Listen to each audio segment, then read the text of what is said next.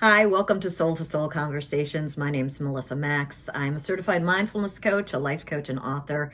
And this is a platform where we talk about big things and big ideas with thinkers and authors. Today I'm talking to Adam Alter. He is the author of the new book, Anatomy of a Breakthrough: How to Get Unstuck When It Matters Most. Adam is a professor of marketing and psychology at NYU's Stern School of Business, and he has an affiliated professorship in social psychology at NYU's psychology department. He's also a New York Times best-selling author, and in this new book, he talks about how we all get stuck at some point in our lives.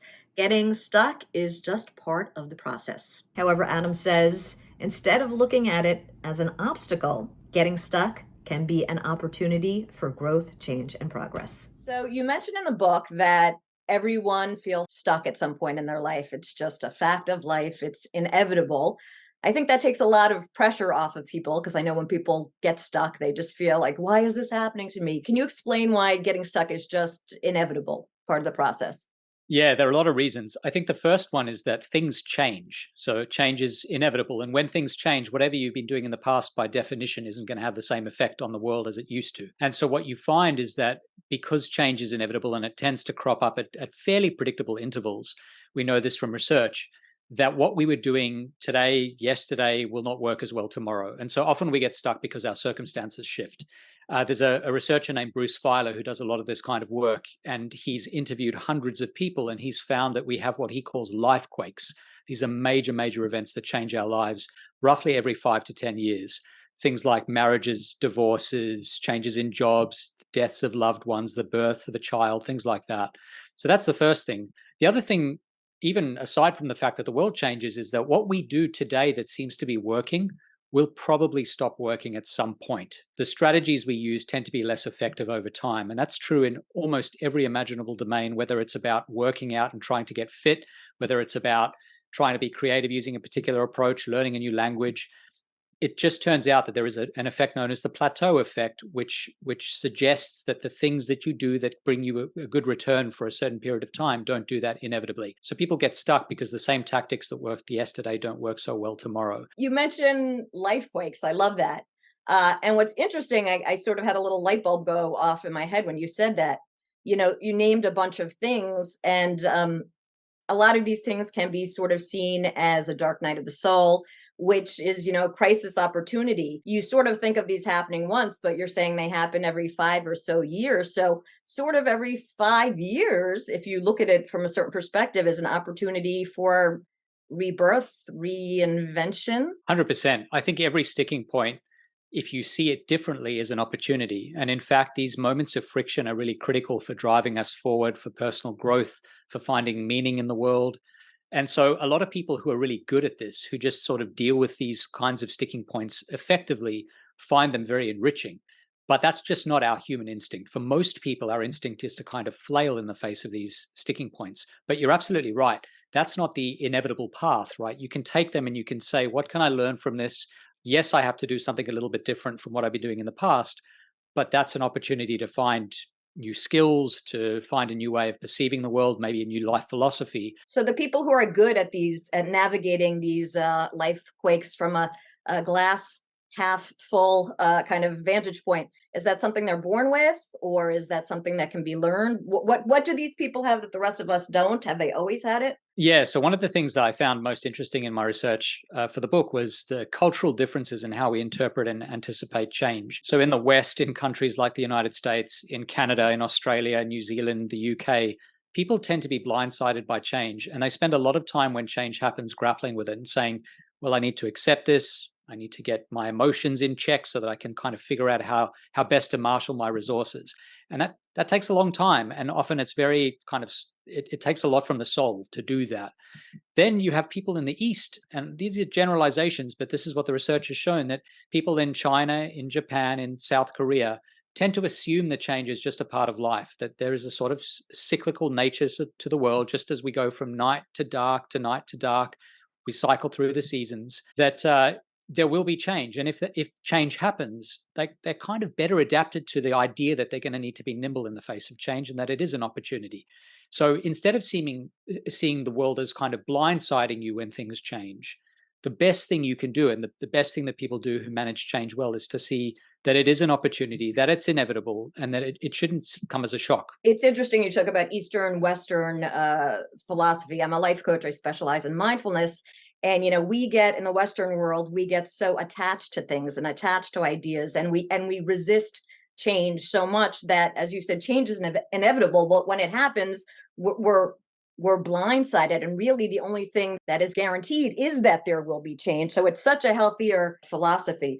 We were talking about the plateau effect. When my clients are having a hard time changing, I often point out that they're choosing short-term instant gratification, which is the comfort in the moment, over a long-term goal or success.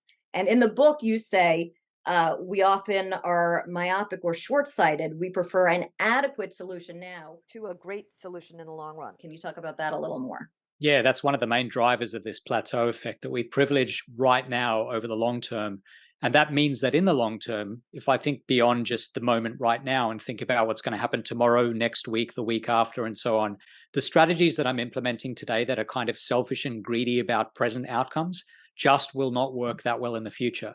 The people who deal best with change, and who I think generally overcome the plateau effect, are the kinds of people who say, I don't want to do what's good for me today. I want to certainly consider that. It's part of the equation, but I want to spend a lot of time thinking about me in a year, me in 5 years, me in 10 years. And then you don't have a plateau effect, at least in those 5 or 10 years, because you're thinking in this very long-term way. And long-term thinking requires different strategies. And one of the main things it requires is that you delay gratification. You say, this thing that I want right now, whether it's an easy life, whether it's I want all the money I have now and I don't want to save it, or whatever it might be, or I want to eat all the candy. All of those things make a lot of sense right now, but they're terrible strategies for the future. They lead to plateaus. And so we have to overcome this very human instinct to focus on the right now. And that is something you have to learn. And perhaps mindfulness is one of the routes to doing that. You said candy. I was going to say cupcake. The example I often use is, it's a very childlike part of ourself that wants the instant gratification. So if your goal is to lose weight, and I just use that as an easy scenario for bigger life changes, but if you want to lose weight or be healthier, but there's a cupcake sitting right in front of you, and they've done these experiments with kids. Now you can eat this cupcake right now, or you can have two later on. It's a more mature approach to resist that instinct in order to plan for the future, long-term goal rather than short-term comfort. Are there ways to do that, do you think, or is it just a mindset? I think more than anything, it's a recognition of a problem. That's so much of this is about education, right? We don't often think of the world in terms of short-term, long-term. We just do. And when we're just doing, we say, what am I going to do? I'm going to do the thing that's good for me right now. You have to be taught to save. Kids don't save naturally. You have to be taught to eat healthy foods because the sweet foods are just more delicious, and every kid would have those if not taught otherwise. And so I think a lot of this is a matter of education and knowing that there is another path. The second step, once you know that that's true, is to overcome the human instinct to do the thing that's easy now. And you talk about 4 steps to getting unstuck, and those are help, head, heart, and habit. Can you briefly talk about each of those? Yeah, this is the framework for the roadmap in the book. The help section, this first section, is really about demystifying stuckness. One thing that's true about being stuck is that it's very isolating and lonely, and we feel bad when we're stuck. And we assume often that we're the only ones in that position. But it turns out it's very hard to see the headwinds that other people are facing, but your own headwinds are very present. You get a good sense of them. And so as a result, we sort of assume, especially in this Instagram-laden world, everyone's leading this perfect life with no possible headwinds, and I'm constantly struggling. And so the first thing is to understand that that's just not true. So I spend a bit of time going through that particular issue. Then come 3 sets of strategies that I think need to be taken in this order. The first one is heart, which is really about dealing with the emotional consequences of stuckness. We tend to flail in the face of stuckness. And actually, that's very useful if you're physically stuck, but we often confuse emotional, intellectual stuckness for physical stuckness. And the same strategies that work when you're pinned and you can't get out of a situation, flailing, that doesn't work so well when you're trying to be strategic and thoughtful. So I talk a lot about dealing with the emotional consequences of this kind of stuckness. Then the next section is on head, which is the sort of strategies you can use to get unstuck, the approaches, some sort of rules of thumb, some algorithms, some things that you can use over and over again to get unstuck in different situations. And then the last section of the book is about habit or action. So obviously getting unstuck, it doesn't matter how much you think about emotions and about strategies. If you're not acting, you're still mired in the same place. What I like about the 4 steps is it's an ecosystem. You can't do one without the other. You can't think your way out of stuckness. You can't just act your way out of stuckness. You really need to incorporate them all. And do you think it's an order the way you laid it out in the book? Is that sort of the way we have to go through it to get ourselves unstuck? Yeah, I think it is. I think it needs to be done in that order. But I do think there are some people who don't need every step. So there are Mhm. some people. I had this really fascinating conversation with a friend of mine whose dad was a mathematician. He was a professor of math, and he spent 30 years on a single problem. It's a long time to devote to a single problem that that's the focus of your professional attention. And he didn't make much headway for much of that 30-year period. And I said to my friend, I mean, he must have felt stuck. Sort of the definition of stuckness is not moving for 30 years.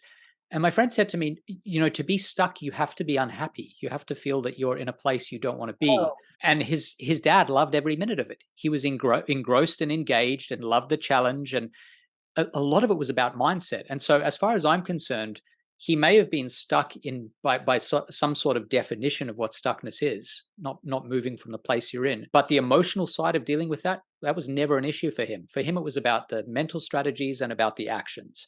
And so he didn't need that section of the book, as far as I'm concerned. So I think it really depends on the person, but in general, you do want to move through those steps in sequential order. that's really interesting. For him, being stuck was actually the process. So it is all a mindset. Really, it's really how you approach the whole thing. Wow, I'm going to have to think about that. You have a method of sort of streamlining or simplifying things. You talked about it in terms of businesses, but obviously people can do it as well. The friction audit. Can you talk a little bit about that? Yeah, friction audit, as you said, it started out as a kind of business strategy. I was working with charities and other organizations and trying to figure out why they weren't attracting more donation aid, for example. And often the answer is not that they need to sweeten the deal for the donor, it's that there are too many friction points. It's often that it's just too hard to interact with the organization, and that's the problem. And so I sort of started doing a lot of this kind of consulting where we worked on trying to find the friction points and sanding them down so that the whole process became a bit more slippery and a bit smoother. And it turns out that same insight is really valuable in our everyday lives, that there are areas of our lives that we often leave be the way they are for years, sometimes decades, sometimes longer, that are real sources of friction, but that we just don't address. And I think one of the most useful things you can do to improve your own life is to ask, say, what are the 3 things that I find most uncomfortable, most unpleasant, most difficult, that suck up most of my negative attention, that bring on the most negative emotions, for example? And is there something I can do as I audit my life to remove at least some of that friction? And perhaps that's the place to pour your time and energy today, is to say the best return I can get on my investment of time and energy is to remove those friction points. What would a personal friction point look like? Yeah, so a lot of people have great anxieties about certain kinds of communication, for example, like maybe they don't want to have a particular kind of phone call or a particular interaction with a colleague at work, or there's a family member who they have a particular friction with. And it's worth devoting a lot of time and attention, if those are psychically draining for you, to figuring out how you can either bypass that interaction completely, and very often there is a way, or to mending the situation or repairing it or dealing with it in a way that makes it less filled with friction. So those are really the 2 key interventions. One is to eradicate that step that's causing friction altogether, if that's an option. The other is to say, I can't eradicate it, not altogether, but I could certainly sand it down or smooth it down by changing the way it works, by removing a particular element that might itself be really filled with friction for me. And people often are able to spot those when they think about it, and then to make those changes. So many people say they want change in their life, they want things to change, but they often don't want to change. They don't want to do the things that are necessary to make the change. And doing these things takes bravery. I think the book is an excellent game plan. I think you have to be at a point in your life where you're willing to open up to it. I want to go back to mindfulness for a second. I talk a lot about living on autopilot. We spend so much of our lives living on autopilot, and I love this quote in the book. You say, one of the downsides to living on autopilot is that we sometimes find ourselves in deep ruts. The strategies and habits that simplify the business of everyday life become so entrenched that they're difficult to escape, even when we want to try something new. And that's true literally and figuratively. We have neural pathways that are so entrenched, and we just have the rote things that we do every day the same way. So, can you speak a little bit about the stuckness of living on autopilot? Yeah, I think autopilot is the opposite of what I advocate in the book. So one of the things I talk about is the importance of developing the kind of curiosity that a child develops or has innately. I have a 5-year-old and a 7-year-old, and both of them, my son and my daughter, ask questions constantly. And that's what all kids do, right? They hoover up information. Anything that doesn't make perfect sense to them, they'll ask 1,000 questions to the point where they feel satisfied. And nothing is conventional wisdom to a child. Nothing is assumed. Everything needs to be questioned. And adults lose that at a certain point. Somewhere between childhood and adulthood, we start just assuming that the way everyone's doing certain things is the right way to do it or the best way to do it. We sort of go along with the herd. And that's what living on autopilot is. It's sort of the absence of questioning, the absence of wondering whether something is the way it should be or whether it's the best way it could be. And the opposite of that is a philosophy known as experimentalism. It's basically where you say, "Hey, I don't know the answer. Is this really the best way to do X, Y, Z? Is it the best way to work out? Is it the best way to drive to work? Is it any question that you can imagine? Am I communicating in the best way?" And what you do in those situations is you construct alternatives and say, "Hey, this is how I'm doing it. I'm doing it way A, but there's also way B, way C, way D, and so on. Why don't I try each of those out for a couple of weeks and see what happens?" And the result of it being an experimentalist is you become more like a child. You change more frequently. You don't live on autopilot, and you continue to grow even into adulthood when a lot of people hit a chronic plateau. What I liked about that, I was so glad that you mentioned serendipity in the book. It was serendipitous that you mentioned serendipity, because I was talking the other day about our ego likes black or white, either or. It likes a game plan. It doesn't like the gray area. But when there's the gray area, there's space and there's room, and that's sort of when the magic happens and serendipity happens. So I was really very excited when I saw that. Can you talk about that? Yeah, so I think people find luck, the idea of luck, very mystical. Like it just sort of lands on you from above, and it's a bit of a miracle when it happens. But there's a lot of really good research into luck, and serendipity is a form of luck. It's a sort of lucky happenstance, and there is some element of unpredictability. Otherwise, it wouldn't be called luck. It would be something you could manufacture. But there are things that people who tend to be serially lucky over time do that make them more likely to catch those moments of luck where other people might pass them by or might pass them by. And one of the best ones is to kind of work out where you're falling short of what you'd like yourself to be able to achieve. So over time, if you are trying to strive for something, a mastery of a language, mastery of a particular skill, whatever goal you might have, if you're very careful about saying, am I getting closer and closer? Although I may not have reached the level that I'd like to achieve, am I getting closer and closer over time? That's the kind of mindset that tends to lead to serendipity. You're kind of open to the idea of change, but also you're sort of converging on this outcome or goal that's valuable to you. And people who do that constantly, who constantly ask, "Hey, I can't do this thing yet. That's okay, but I'm getting better and better at it over time," they tend to be hit with serendipity, with this kind of unearned luck much more often than other people are. Think that's been sort of packaged as the law of attraction, but I think there's more of a psychological and a scientific basis to it, like you Right. said. I do believe, I'm going to get a little woo woo, but I really do believe that we all really do have the answers and knowledge inside of us that has been sort of lost by so many different things. Can you talk about the virtual reality Freud experiment of 2019 and how we can take that example to do an inner audit? I got such a kick out of so much in this book. Just little ideas that I use with my clients have been scientifically fleshed out. So, I always tell people, be your own therapist. So I just found this really fascinating. So Yeah, no, I'm glad to hear that. So, one of the ideas, not just in this book, but very broadly, is that humans have this incredible resource in other people, that we are unique as a species in being able to have conversations with, in theory, hundreds of other people to get advice, different viewpoints, different understandings of a topic that might be hampering us in any moment. But the same idea can be extended to the self. that there is not only one version of you living inside your head. I know you said you were going woo woo. I guess that sounds a little woo woo too. But the idea is that I have an intuitive self, and that's the self that kind of first is brought to bear on any question. So if I'm thinking of a creative use for a paperclip, there's a version of me that says right away, oh, you could make an earring from a paperclip or something like that. But there's also a version of me that's more kind of critical that comes in afterwards. And that version of the self is the one that can say, well, hang on, what if that first intuitive self is wrong? How might that intuitive self be wrong? Then there's a third self that comes in and says, well, let's look at these two selves, the intuitive self and the correcting self. How can we mediate these two? It sort of sits above. And you could basically turn yourself into this wise crowd of multiple people by just assuming that your earlier self is wrong and asking how it might be wrong. So that's one approach. The other approach is to sort of turn yourself into your own therapist, where you ask yourself the kinds of questions that a therapist might ask. You sort of train yourself to interrogate the way you respond to situations or your feelings or your hang-ups, your friction points. And you can sort of learn this. There are certain strategies you can take where you become effectively your own therapist.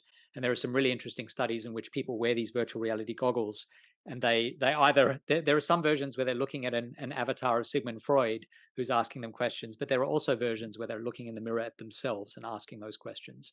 And so the idea here is that although we think of ourselves as a kind of as individual islands, that's not necessarily the way it has to be, because we are able to imagine and to transcend who we are, at least intuitively. Dorothy and the Wizard of Oz, you've always had the power, my dear. There you go. Okay, lastly, you say that getting unstuck is a combination of thoughts, feelings, and actions. They all do influence each other, as we talked about earlier. It's an ecosystem, but action is king. Can you talk about that a little bit? Yeah, it's really the heart of the book, I think, and it's where I end the book with a chapter on the the fact that action is paramount.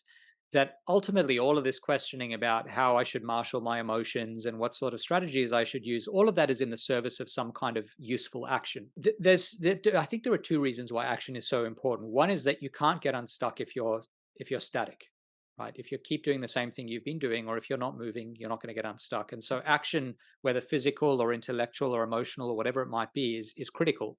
So that's the first thing. The second thing is that even if the action you're taking right now is not itself incredibly useful, it might be a sort of sideways action that doesn't quite get you where you want to be.